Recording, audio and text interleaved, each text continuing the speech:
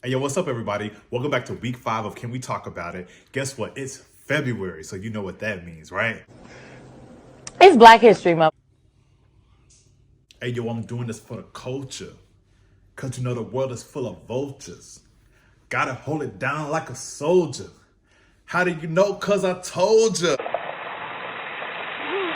Oh no! Everybody, calm down.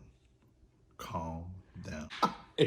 All right, so before we get into the contents of this video, let's make sure we take care of a few house rules. Be sure to like, comment, share, subscribe, and click that bell so that you're up to date on all the posts on this channel.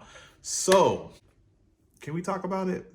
So my girl Issa Rae, a couple years back at an awards show, made this statement and it went viral. I'm rooting for everybody black. I am. The realest quote of the decade. Everybody jumped on the bandwagon, which was beautiful. All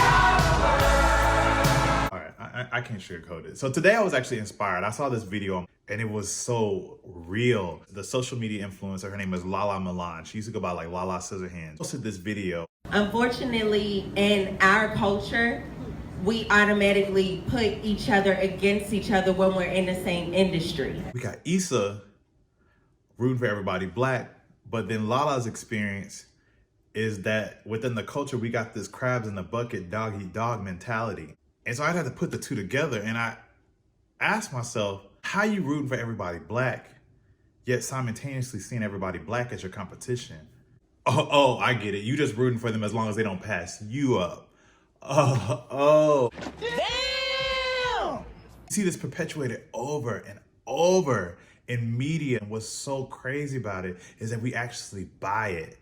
Like this new versus thing that's been trending since the pandemic. Somebody tell me if I'm wrong. I have never seen Prince fans argue with Michael Jackson fans about who was better. There were two artists with their own identities that were great in their own right. You know, and when I think about it, I think it started with Brandy and Monica. Yeah. But notice that you only see it. Here we go, Star Jones. We only see it in black culture. And I ain't never seen nobody come for Taylor Swift except for Kanye West. I'm gonna let you finish. Oh, people are quick to put Beyonce and Rihanna against one another, but people don't realize that Beyonce was actually the one that put Rihanna on. Beyonce helped you see a potential in the artist that you signed. Who was that? I signed Rihanna. I said I wasn't gonna say this, but here we go. Maybe you know or don't know, I'm an artist. I write and I sing, and I have a couple singles that are out right now, and I'm currently in the studio working on some other stuff. Stay tuned. I've had an opportunity to meet artists who had influence and had a wealth of information and were more than willing to share to help other up-and-coming artists. I've also experienced other up-and-coming artists who were striving to make it in this industry just like me, who were not as willing and open to share what they knew with me. Hey man, why y'all didn't help me? And I'm high.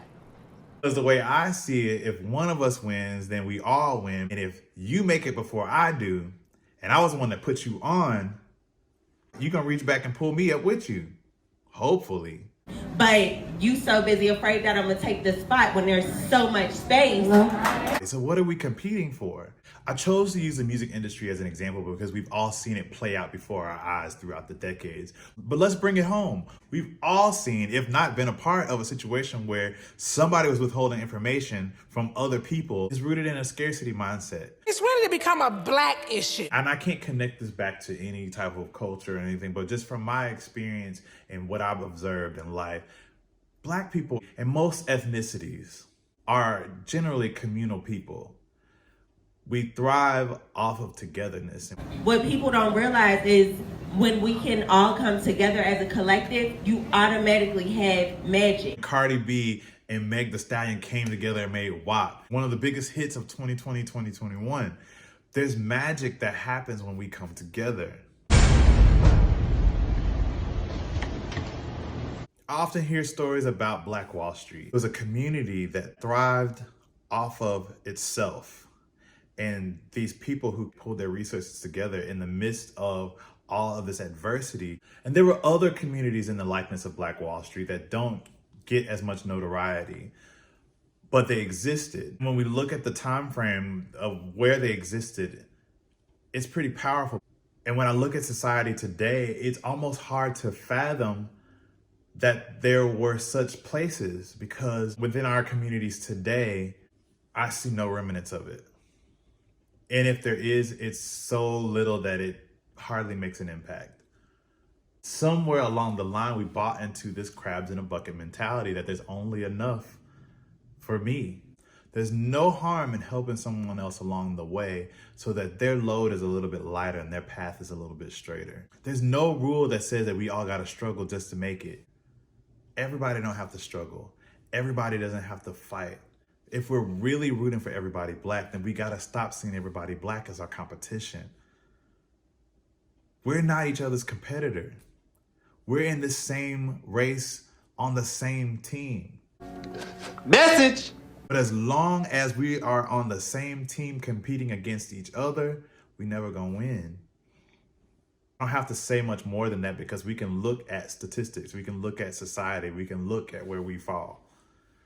Society has capitalized off of putting Black people against Black people. And what's baffling to me is that we're the biggest patronizers of this gimmick.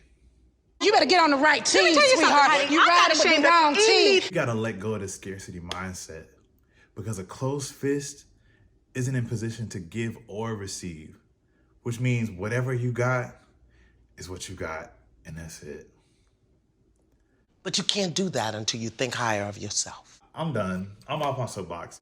If this is your first time tuning in, thanks for checking me out. Make sure you hit that subscribe button below and tune in with me next week so you can see what we're talking about. And if you're as hungry as me and you stop trying to starve everybody around you, we can all eat. Wow! On that note, I'm gonna head out. I ain't got nothing else to say.